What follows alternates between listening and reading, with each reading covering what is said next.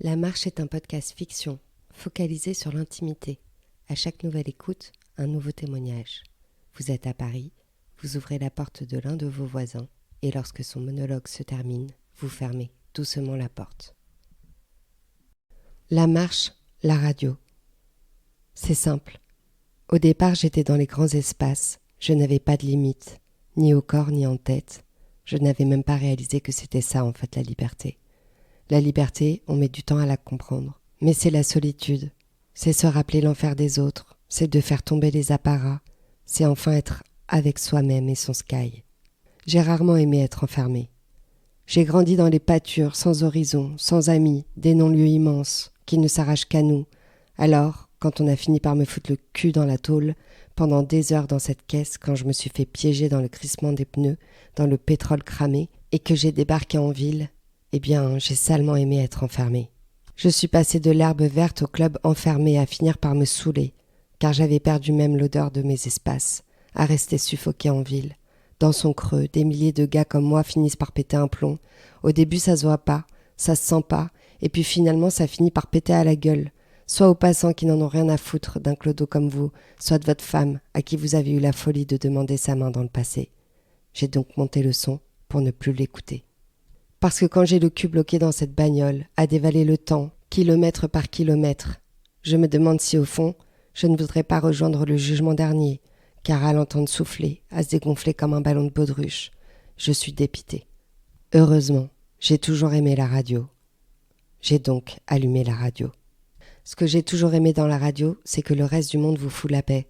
Je peux froncer les sourcils buissonneux pour couper la chic à ceux qui tenteraient de me parler. Comme ça, je n'ai pas besoin, moi, d'écouter les autres.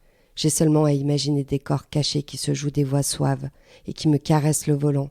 On ne choisit jamais ce qu'on écoute. Les sujets sont imposés à la radio. Et même ceux vers lesquels on ne se tournerait pas naturellement, on finit par les écouter. Simplement. Même parfois très intensément.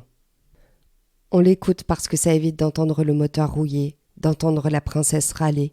Ça évite d'écouter sa vie et de s'en dégoûter. J'ai donc lancé des regards rythmés devant, dans le rétro, et vite fait sur son épaule, car je ne la regarde plus dans les yeux. C'est si simple la radio, ça évite toute bavure de son propre discours, ça évite de parler de soi. Lorsqu'on est bloqué dans sa voiture, ça évite à l'amour de se battre pour exister encore un peu. La radio délivre les histoires d'amour de deux cœurs chialants, se regardant en chien de faïence. Ça permet de s'oublier un peu, de faire une pause. Et finalement, ça prend toute la place.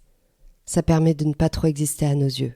Que vous dire de plus ? Préférez écouter des inconnus comme la promesse d'un nouveau jour, plutôt que de donner voix à un destin commun déjà mort. La radio est l'ami des âmes seules. La radio, c'est l'outil le plus reconnu pour mettre un mur de Berlin translucide entre deux êtres, comme un silence convenu d'avance, comme une délivrance sociale de ne plus s'aimer tout en écoutant les autres, de ne plus s'aimer à ne plus savoir quoi se raconter, de se laisser caresser par de jolies voix étrangères, se donner le temps d'apprendre, d'écouter des débats pour ne plus vivre soi-même et de laisser passer le temps, en même temps que le paysage qui défile de ces bords de route infinis. Et soudain la radio t'invite au voyage des corps. On ne se raconte plus la vie, car on a fini par se prendre au sérieux. Et là, c'est déjà fini. L'amour a laissé place à un schéma de merde, qui veut faire comme les grands, avec de grandes responsabilités, de grands cartables et des lignes de vie qui s'éloignent, parce qu'il ne faut pas se prendre trop au sérieux dans la vie. On ne fait que circuler au milieu de l'espace. Nous ne sommes rien, nous ne valons rien, tout est poussière. Il n'y a pas le temps dans une vie pour se prendre au sérieux. Il n'y a rien à faire contre ça. Il n'y a pas besoin d'être malheureux. Il n'y a même pas le temps humain pour ça. La radio fait du temps, une douceur. Ouais, car moi ça me fait chier. Ça m'intéresse plus ce qu'elle a à me dire ce jour-là dans cette voiture. Trop loin dans mes pensées pour revenir, au-delà du large, en regardant le soleil, un peu lassé par la verdure qui défile, comme une vieille bande de cinéma. J'ai aimé le silence, car pour moi c'était l'oubli. C'était quelque chose d'important, de pouvoir s'aimer dans le silence, sans avoir nécessairement besoin de se parler. Mais quand vient le moment où il n'y a plus d'effort, on se jette sur le bouton de la radio pour vite combler ce silence, pour vite pouvoir penser, seul, rêver, imaginer sa vie ailleurs, pour être tranquille, se dédouaner de l'amour et de la passion à 2 balles. La radio ? Je vous dépose où ? Alors on abandonne tout, comme un sac qu'on poserait ici-bas pour se sentir plus léger et se vouer à autre chose. On se dit une fois encore que la passion passe, que ça nous ennuie.